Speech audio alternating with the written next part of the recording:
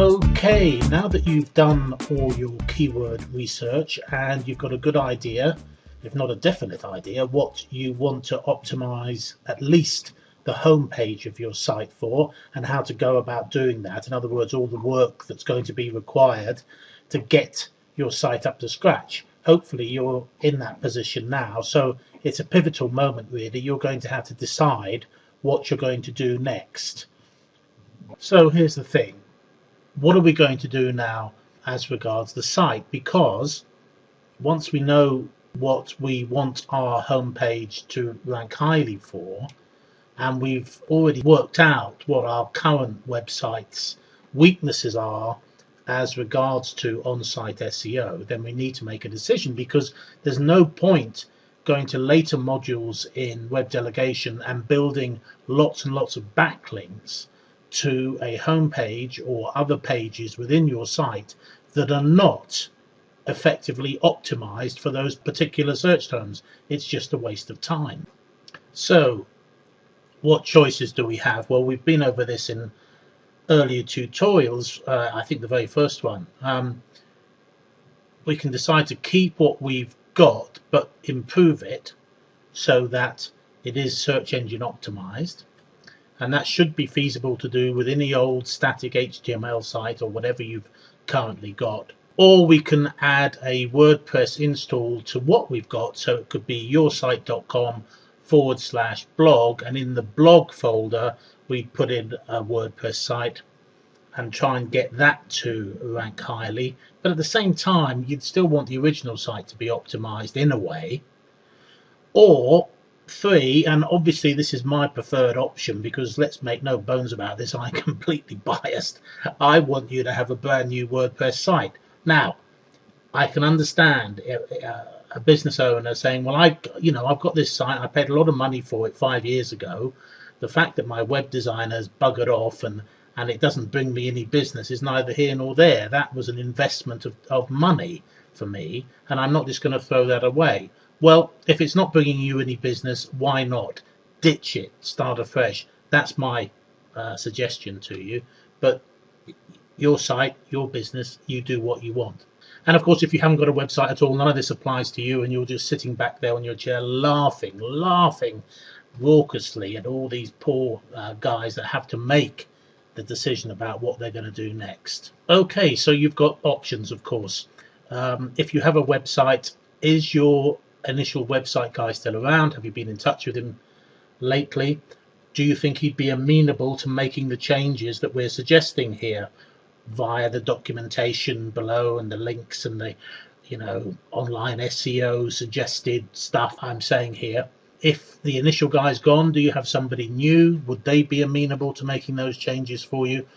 If you have nobody at all, are you prepared to start looking around for somebody new locally who's more than likely not going to be very interested, I have to say, if you're saying this is exactly what I want and this is how I want you to optimize the page, because in a way you're detracting from them. I mean, maybe they, unlike your original website guy, are switched on as regards to SEO and will offer those services to you. And why wouldn't they if they're good at it?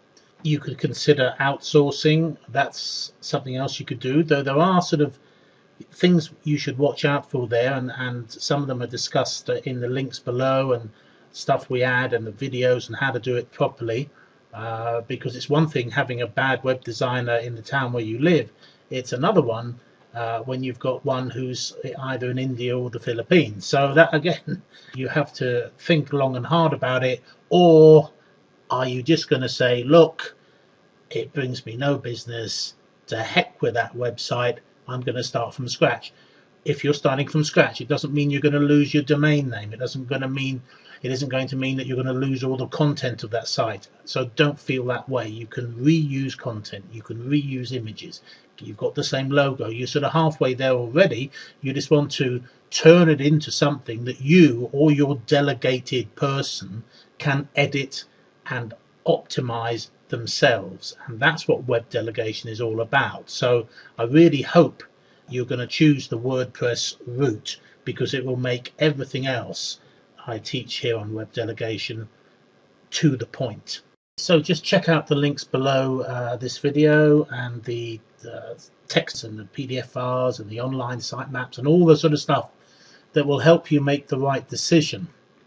I've also got a couple of videos there on how to post a project on Odesk and Freelancer, and I'll be adding more information here on this page soon, because I realize this is important and you have to realize that too.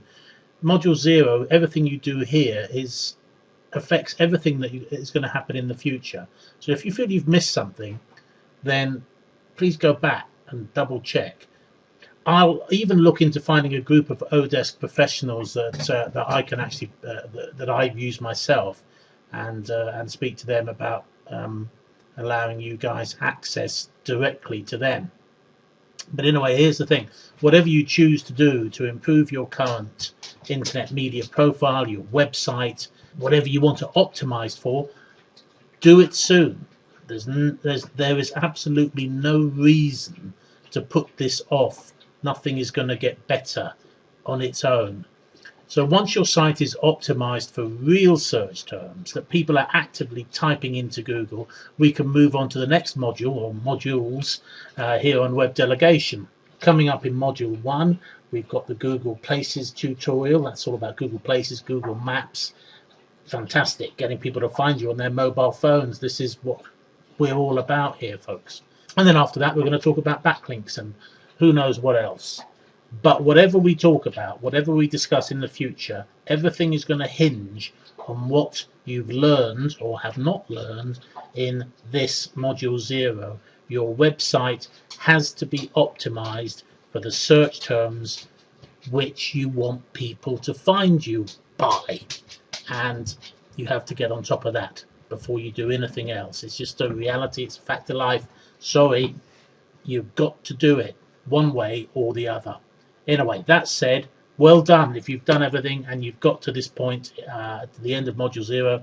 I hope it wasn't too steep a learning curve for you, and I look forward to seeing you in module 1 and beyond.